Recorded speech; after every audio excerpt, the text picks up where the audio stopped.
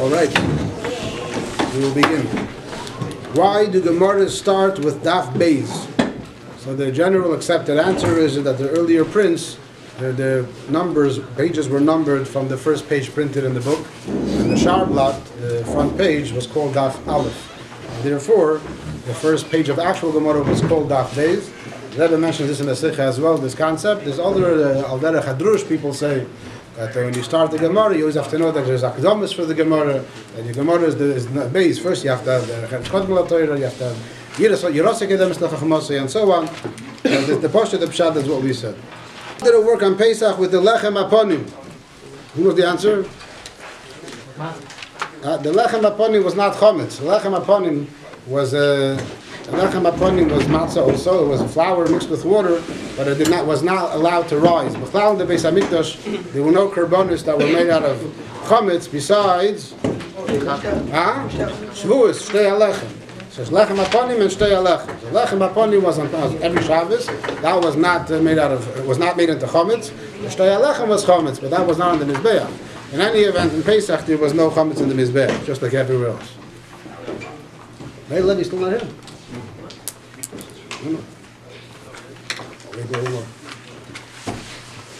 Why do we sing the Nigun Achona before the Alter Rebbe's Nigun, the Dalet Bavis? So it's the Pashtus. I don't know when it started, but the Pashtus, the Nigun Achona is the Nigun of the Rebbe Rashab.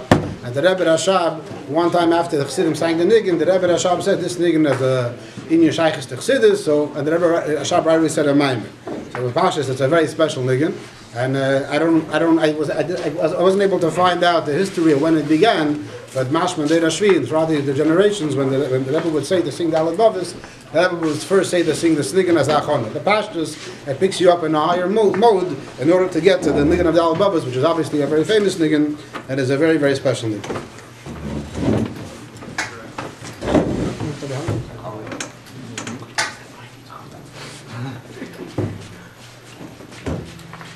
What can you do to What can you practically do to help focus on learning? So I heard a story once. I heard this with a name.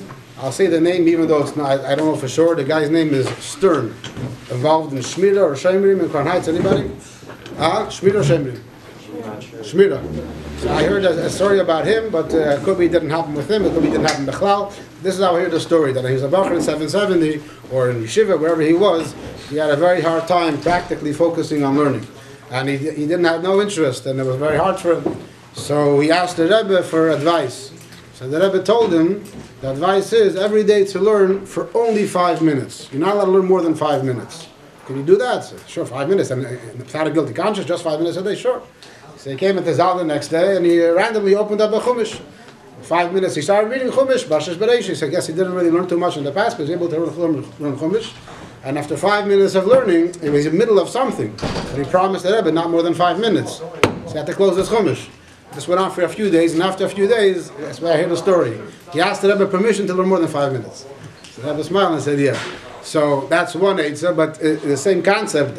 To help you focus practically, I would think is to say, do it at 5 minutes at a time. Make yourself a cheshbon, and no matter what, you're not going over 5 minutes, even if it's Geshmak. And then close after 5 minutes, and then come back another while later and do another 5 minutes. It's supposed to be 5 minutes a day. It could be more than 5 minutes. It could be 10 times 5 minutes throughout the day. And then every time you get to that point, and it's hopefully give you more geschmack and focusing on the learning. Some people, when it comes to problems in focus, it's something medically. There's a famous thing called Ritalin, and a lot of Bachrim have a stigma. There are many Bachrim that take it. There are many teachers that should be taking it. But everyone knows the famous story, the joke, right? Everyone knows the joke with the coffee, yeah? No. Everyone knows the joke. Huh? No. You don't know the joke? Come on. Everyone knows the joke. Yeah, don't put repeating it. No. Never the joke. You know the joke. What joke? In short, there was a kid that was misbehaving in class, and the teacher had issues with him. He spoke to his parents, and his parents said, because he can't focus. I'm telling you, the teacher said that the teacher told the parents, I'm telling you, this kid must take Ritalin because he can't focus. So after a while, the parents finally took him to a professional, and they got the prescription. Sure. But the kid's still misbehaving in class the whole time. So the parents, the teacher told the parents what's going on. So the parents say, we forget to give it to him every morning. We're rushing all the kids to school, we have no time. So the teacher said, it's so bad, I'm willing to take care of it. So what are we going to do? So I come to school, I'll tell him to take it right then. No, I can't embarrass him in front of all the kids. I have an idea. Every day I'll tell him to go make me a coffee, and at the same time I'll be a hint. I'll remind him about the riddle. Sure? And that was the seder. Every day the kid went, and he made a coffee, and he came back, and sure enough, a week later, the teacher tells the parents, Dad, it's working amazing, the kid's so much more behaved in class. You know the punchline already, right? You can imagine the punchline. So we're going to skip it. All right.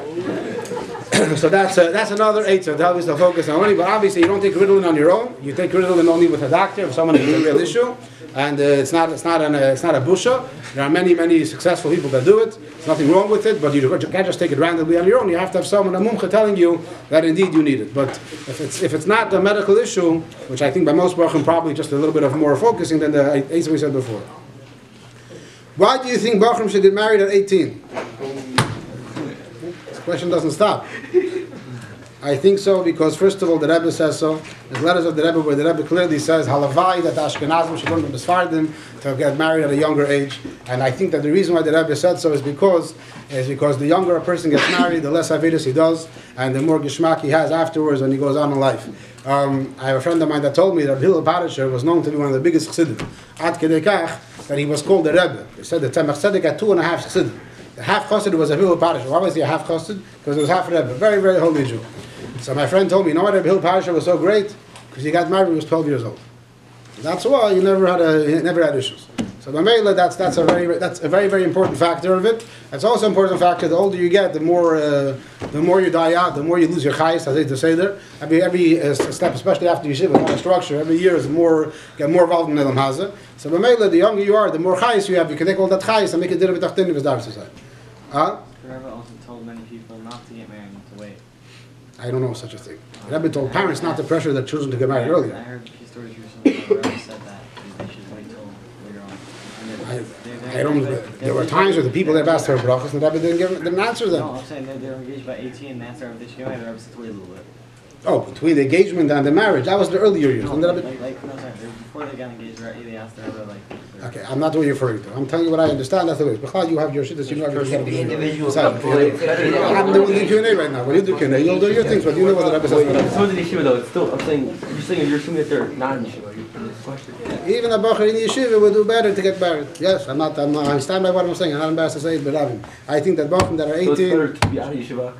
You're saying you get married now, get married, and you're 18, 19, and then you'll be able to make a deal with Tachtonim. It also brings Mashiach quicker. It says, "En ben David ba ad sheich l'shamis ben haguf." It's another way of bringing Mashiach, having children. So Adara, yeah. Isn't it better to be in yeshiva a couple more years? There's a lot of things for a bacher to cover. You can get married. Al Rebbe says in Shulchan Aruch that the first 2 years after you get married, you can learn better than as a bacher. What? Al Rebbe says in Shulchan Aruch that the first 2 years after you get married, you can learn better than you learn as a bacher. There's more distraction. More distraction. Not the first 2 years after you get married. First 2. Al Rebbe says in Shulchan Aruch. Yeah, but you need to go to the world, you need to go work, you need to... Ain't not over the you can sit in yeshiva for 50 years and still not be ready to learn everything. What do you mean? You learn, get married, you learn better. You for sure have more structure in yeshiva. Huh? Then when you for sure have more structure in yeshiva than when you get married. You get married, you go to kollel. You go every morning. You have to sit in the morning. You go to kollel. Huh? Married. If you get married at 25, no. But if you get married at 18, 19, then don't worry. You can go for 3 years also. Okay. Even if you're not your foundations aren't you can't you're reading or reading is so The person says, I want to learn smicha before I get married, then yeah, it makes sense. But the Rebbe said not to push off marriage because of smicha either. The Rebbe said to push off smicha before marriage, but not to push it off. I thought the Rebbe said that you should before you get married. Right, and at the same time he said not to push off the marriage because of the first one. No, because you can't open up the Gemara like a marriage to start learning. So it makes sense for a person to say, I'm waiting to do a certain thing, and then I'm going to go to yeshiva.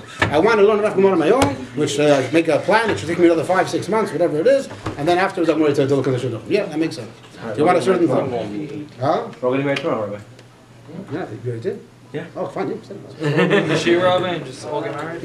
Everyone that's 18 leave Yeshiva? Just get out? You have to leave yeshiva, get married in yeshiva. Exactly. Get married and stay in koil afterwards. Stay on the door.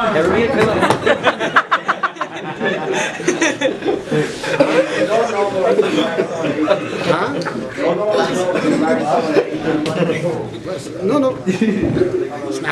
I don't teach seminary. It's over here. If that's my opinion, I'll tell my opinion also. I think this is the Rebbe's kav. I think the Rebbe's shita. I think that's what Shulchan should be doing. Huh? He didn't say you're. Huh? No, I think there's letters that I see letters like that, and I understand that is what I'm saying is better. There's letters like this, letters like that. What should I do? This is my understanding. The Rebbe clearly said this? There's letters of the Rebbe clearly says, Halavai, that's Genazim, Shalom from the Sfardim, you get married at a younger age, as opposed to a lot of the civil. Yeah, so yeah, Sfardim will get married at 18, 19, even before this. The Rebbe was the Sfardim you get married at 14, 15, 16. And the Rebbe was trying to help the Israeli government allow that. The Rebbe said, whatever the legal, whatever the law in Israel is, get married at age, the lowest, the youngest age in Israel. What is it now? Huh? I don't know. 12.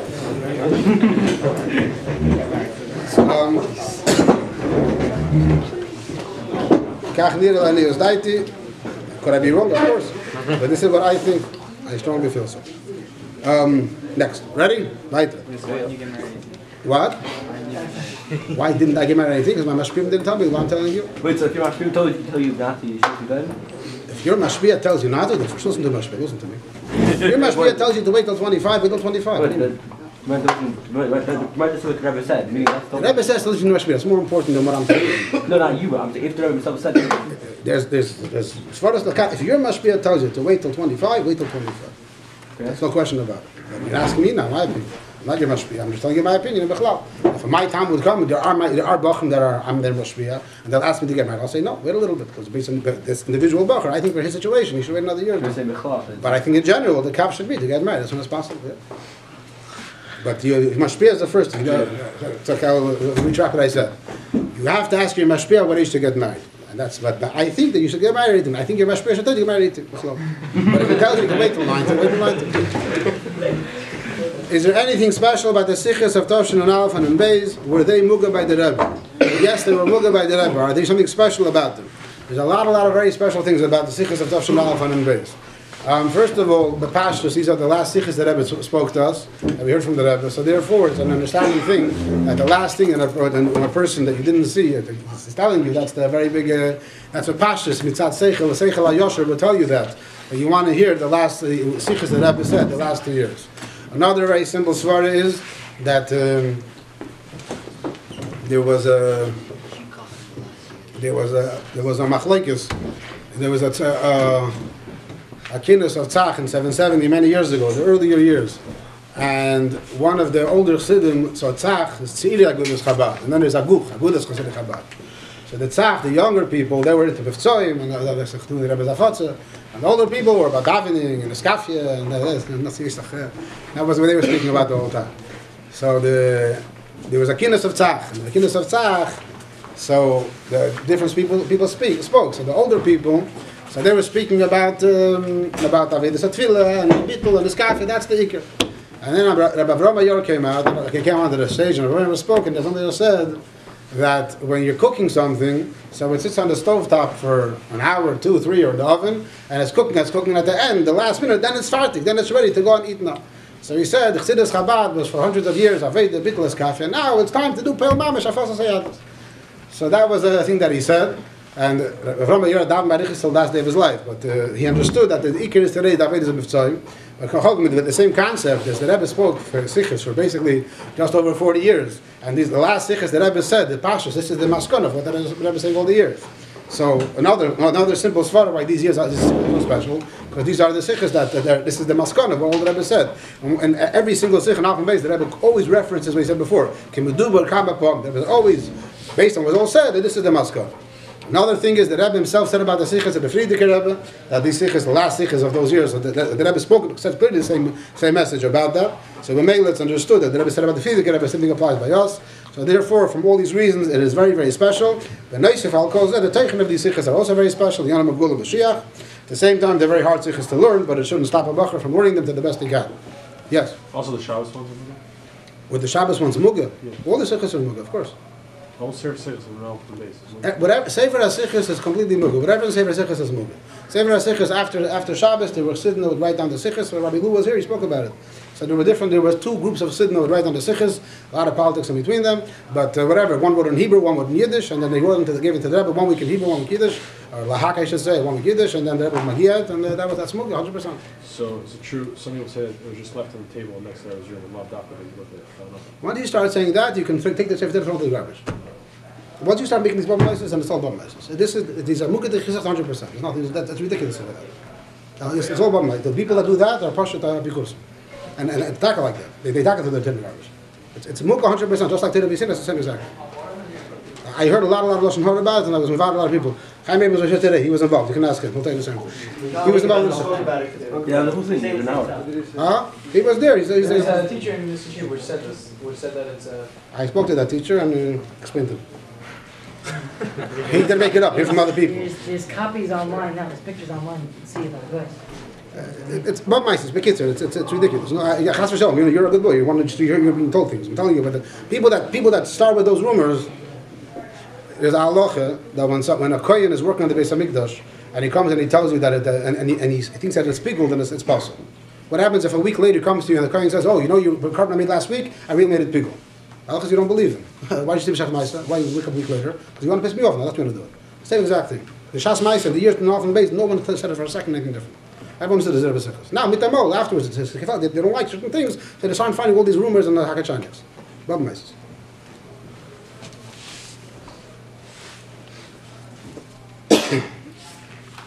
Are there any real tzaddikim alive today? We're. Me. Well, that's your answer.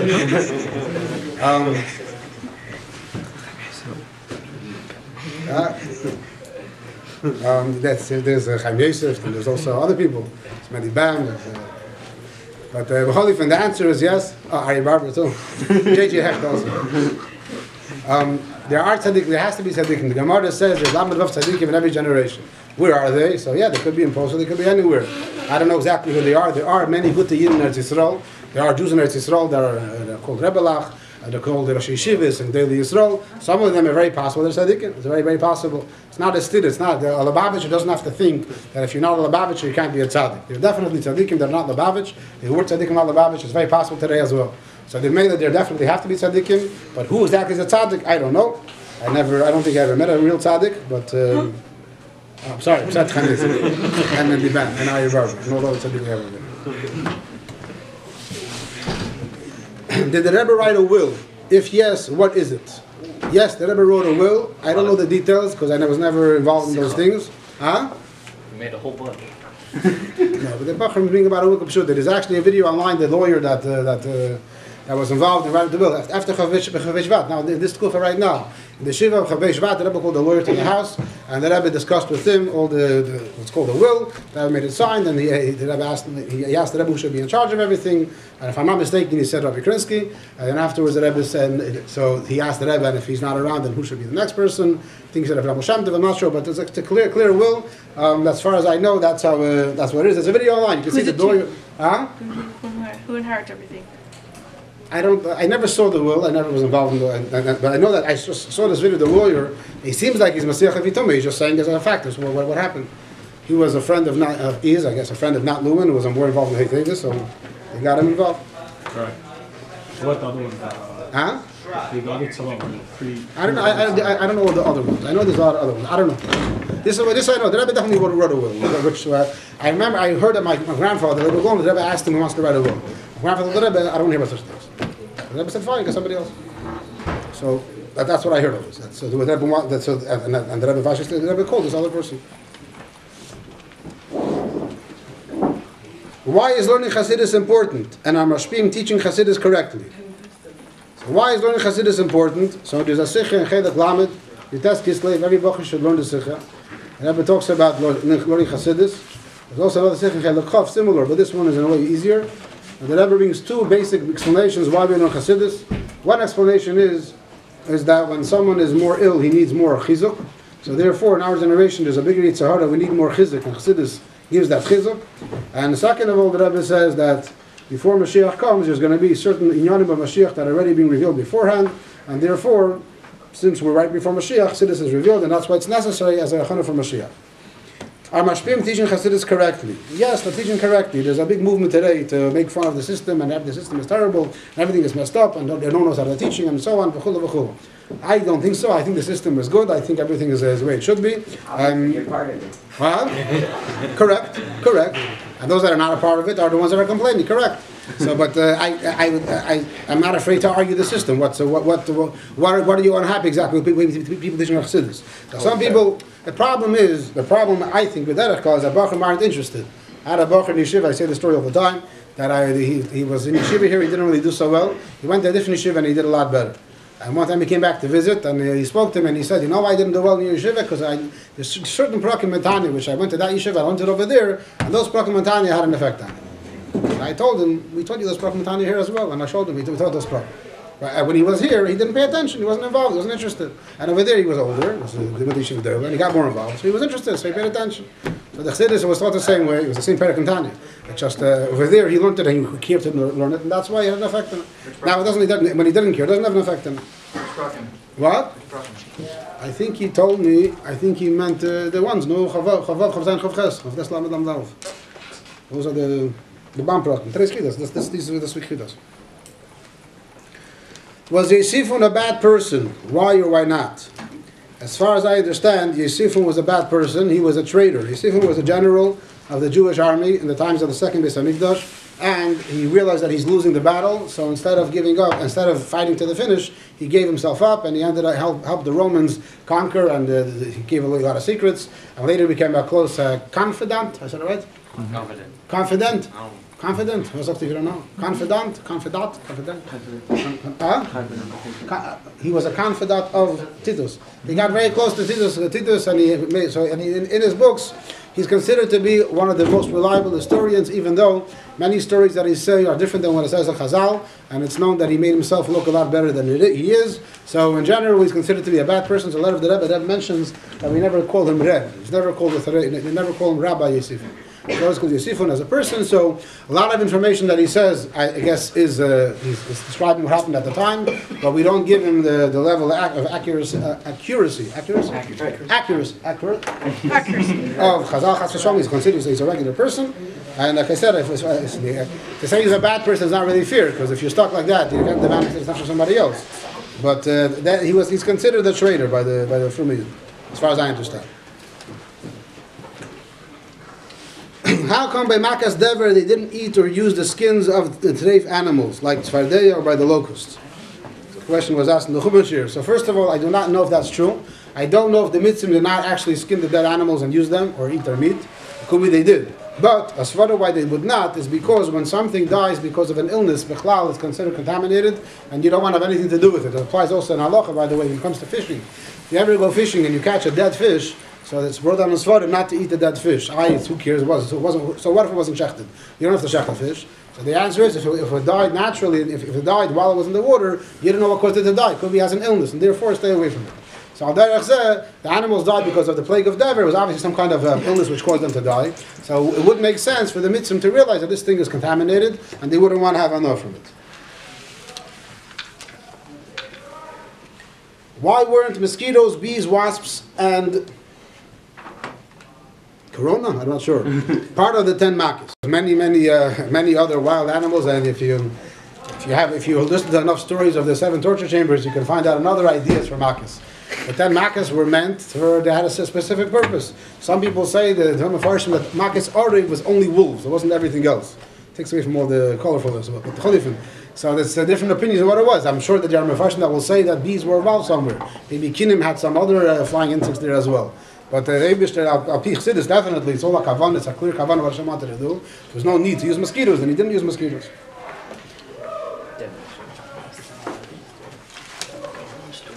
Are all the Torahniks tmimin? Possibly. The question is based on the fact that Tamim is someone that learns in Yeshiva Stem Tmimim. And all the Torah is a separate Mesa, a separate organization, which is not Tem Tmimim. So therefore, are the Bachim learning they're considered Tmimim? So there's a famous sikha which is called the contract of Tem Chetamimim, which every bacher has to learn at least 5 times in his bacher life, probably more than that. It's in the Chelik Kudah Sikha, Chelik Yudalid, and they Sofis, Tasov Chayelu. What if you're going to get married and you got to learn 5 times? Okay, so wait 5 times, and then within the second weekend, and then you really have to. Again, this is my opinion. If I remember Shpir, ask him Shpir. Maybe let me know something else instead. So the Rebbe here speaks about a whole long sikha about what a bacher and shir is supposed to be like. About l'seil, shmiras hasdarim is the main thing, arichas. And then the Rebbe says, all this what I said till now applies to any bacher that's in yeshiva. Oh, here you are. Sorry, I forgot. Yisrael just reminded me. Forgot that Q&A. You just gave me a question right before I started. Oh, I didn't know what time. Sorry. You leaving or staying? I'm staying. I'll get the question now. Okay. So the Rebbe says whatever applies to Bachrim applies to even Bachrim or you like that already left yeshiva for whatever reason, and even people that are now Zvulim, that are now businessmen, they still have to be Tamimim. They say to them, the Rebbe adds, even people that were not actually Talmidim in the Yeshiva Tem Chetamimim, but they learned the Torah of the Rebbeim. Afilu pasuk echad, dibur echad, afilu eis achas, hareihem talmidei Rabbi Seinu Nesiyenu, uki'ilu lamdu b'yeshiva shalah. So anybody who learns the Rebbe's Torah is considered a Talmid. So regardless if you want to learn the Tem Chetamimim, he learns the Rebbe's Torah and Bachrim and all the Torah, definitely learn the Rebbe's Torah all the time. So the Mela, all the malice of Tem Chetamimim definitely applies to them as well. And Al Derech Zed, there was a chassid, his name was Rabbi Moshe Yitzchaki. Rabbi Moshe Yitzchaki did not learn Tem Chetamimim before Tem Chetamimim. And one time, I think the Rebbe Rashabi, even the Rebbe said about him Atomim. And Chassid discussed that he didn't learn Tem Chetamimim. How could you call him Atomim? He said he reached the mile of Atomim by learning Chassidus on his own, so to speak. So the answer in short is yes. Did the Rebbe encourage, speak about dancing during Chodesh Adar? That's the question that Meir Levi asked, and I was waiting for him to comment to see. So, as far as I understand, it goes like this. It's actually, there's differences of opinions. In Chodesh Adar Tavshin and Beis, that was the first time that it began such a concept of having dancing at night. And at that year, the people in charge of it, they wrote into the Rebbe, and they got an answer. Now the answer that they got, so this is not so clear to me, but it was, they got posted in the bulletin boards in 770, and the Rebbe gave them a bracha to continue on what they were doing.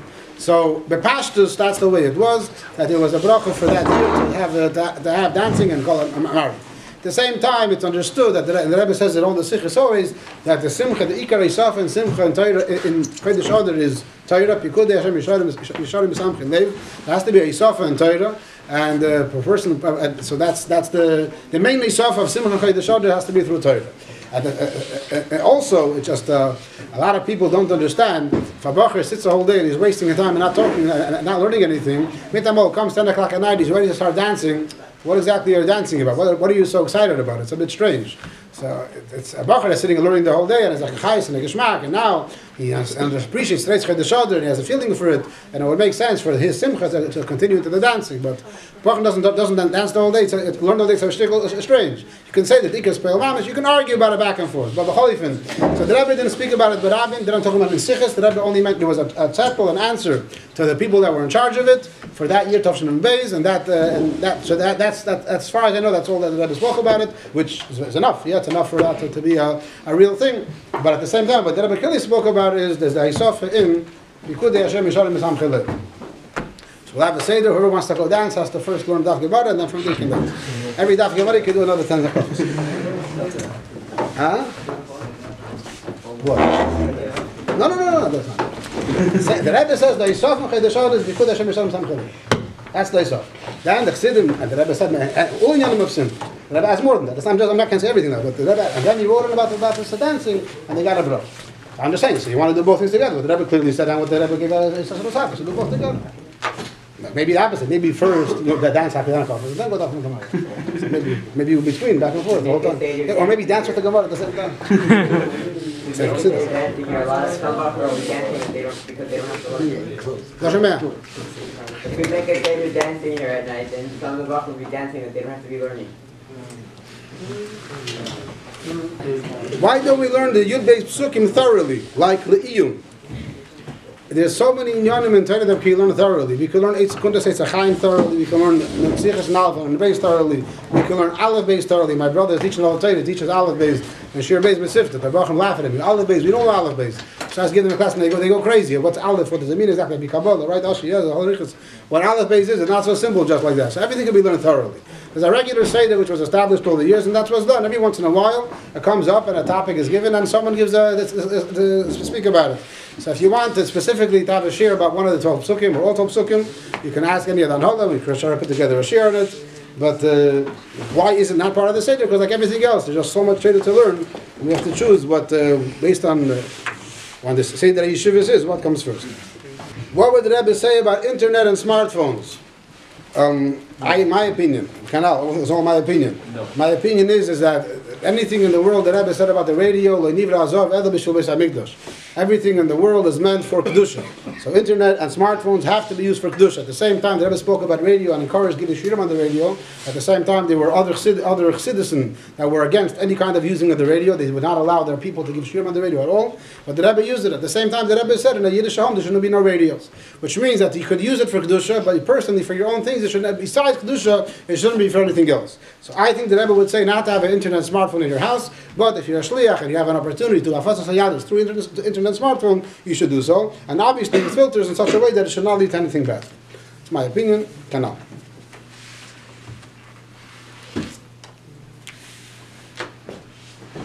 Three questions that are the same. Chassidus always speaks about different levels, specifically the higher levels. What will someone gain by learning about levels like these? It might not even come down and affect us. How can we make Hishtalshalos and Kesser and all the other levels Baruchni is practical? How does one make Chassidus affect his life? So, there's two answers that I can say in general about learning how Chassidus affects a person's life. One answer is when a person learns Chassidus, it picks a person up into a higher mode. Lahavdil, if a person, there's a catalog in Yeshiva floating around on the table, a catalog about fancy cars. So most Bachrim would enjoy very much looking at the cars and the features and how fast it can go, and colors, and that the doors go this way or that way, or how many seats it has a roof, a sunroof, or whatever. That's gas, electricity. It's a geschmack thing to read. And the Bach is reading it and flipping through the pages, looking at the pictures. It's very geschmack. He's enjoying it very much. But it doesn't enter he's not shaykh to buy these cars. Each car was worth who knows how much money. But he's in the car mode. And when he finishes reading the magazine, he puts it down. He walks outside. He sees a car. What kind is this? He starts right comparing. His mind is in cars right now. So he's in a little bit of a car mode. There's a conversation about cars. He's into cars for the next while. If he reads another magazine about cars the next day, he gets into it. And for a while, he's very much involved in cars. Even though he doesn't have a license, doesn't care, and he can't afford to buy anything. But Afal Bechein, he's in a certain mode. Lahavdil al-derech zeh by Chassidus. Person learns about Seder Ishtalshalos, about law, and Atik, and all these madregas. So just learning about these things all the time, it puts your mind in a better place. Instead of talking about cars, you're talking about Atik and Arich. Your mind is in a better place. Your whole mode, your life is learning about other things that are more real to you. And you see something in the world, okay, this is Atik, this is Arich, this is a miracle, this is Ashkacha, this is a miracle, this is Nesam Lufredeva, this is Teva, this is Neshel Chalimet. You can start right away, everything that you see, you can try to connect to these madregas that you're learning about. That's number one. That's one general thing. That you learn Chassidus Bechlal, it just picks you up to a higher place. Even though not necessarily you can't afford it, you can't really relate to it necessarily, but your mind is in a different place, better than where it is right now. A second akuda is that there was one time the Rebbe's father, Reb Leivik, and Reb Itcher the Masmid were farbringing, and Reb Itcher the Masmid was telling Reb Leivik that he asked us to learn more Chassidus and less Kabbalah. Everybody knows that Rebbe's father, Reb Leivik, was a big Mekubal and learned Kabbalah all the time. Reb Itcher the Masmid, so he can't compare to Reb Leivik and his father, but he still had the chutzpah, if you will, to tell Chassidus. So Reb Leivik told him that there isn't one word in Eitz Chaim, Sifra Kabbalah, that is not negeh to Aveda B'Peil Mamash. Which means that Reb Itcher the Masmid knew how everything in Chassidus is negeh B'Peil Mamash to Aveda, but he felt that Kabbalah was way above us. And Reb Leivik told him Kabbalah is also negeh B'Peil Mamash. So what I'm trying to say with this is that by Chassidim, it's everything in Chassidus could be Peil Mamash. How exactly to relate to the Peil Mamash? So that you learn Chassidus very well, and by learning it well, you'll be able to see how it has an effect on you. Besides what I said before, so examples of Kesser. Kesser is a madreg which is a madreg ishtalshalos. So a lot of times, in order to connect these things to yourself, one of the ways is finding all those madregas in yourself. Learning in yourself, you have what's called ratzon. You have a will to do something. So, for example, Chassidus talks about pnimius hakesser and chitzenis hakesser, or pnimius harotzon and chitzenis harotzon, which means what does a person want for something else? What does a person want for the thing itself? The famous example we always say in Shir: does a person want to go to work, or does a person want to make money? He wants to go to work in order to make money. Why does he want the money? In order to buy what he wants. There's pnimius harotzon. So when you learn about that concept and you think about yourself, what do I really want? You have those questions to yourself. It can make yourself a better person. You realize that what you really want is to connect to the Eibishter. You really want to be fulfill your purpose in this world. It'll take a long time to get after those questions, but you realize that. So all the madregas, if you find it benefesh adam by yourself, you'll be able to understand how things work in yourself better, and you'll be able to serve Hashem in a better kind of way. Another nukuda, which one of the questions, how does that affect us, is that bichlal, for Chassidus to have an effect on you, there must be das. And das means to learn it over and over again. You must, in order for Chassidus to have an effect on you, you have to learn a mimer numerous times. You do the lashon that Friedrich Rebbe said, better to learn one mimer 40 times than to learn 40 mamorim. You learn one mimer again and again, then it can have an effect on you. If you learn it in such a long time, that doesn't affect you.